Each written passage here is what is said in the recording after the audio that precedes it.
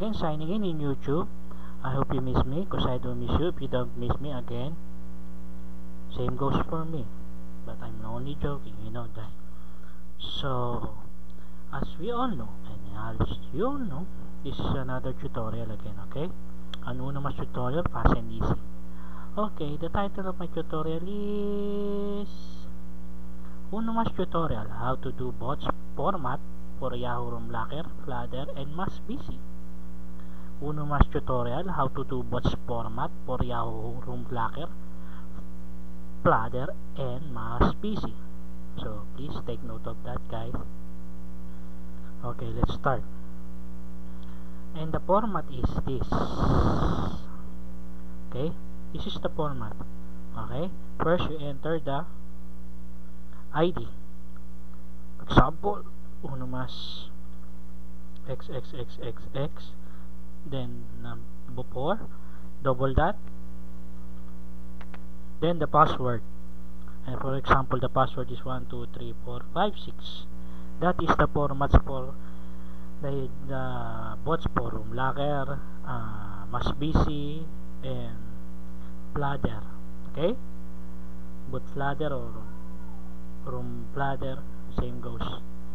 So okay, I just made you and to test it, okay, I will make you an example. Okay, for example, I'm going to have to do a Room Locker. Okay, first you must load the bots, open, then log in. As you can see, it's all log in, right? Okay, but I will not join this to a room.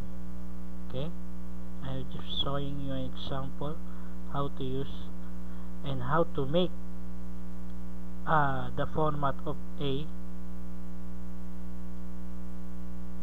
bots. First the ID, double dot, then the password or FLASI. Okay, then you load it into a Mas BC or Room Locker or Flutter booter, and that's it. Okay, okay, I will repeat this again. Clear, load,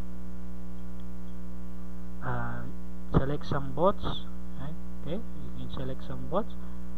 Okay, choose this, then open.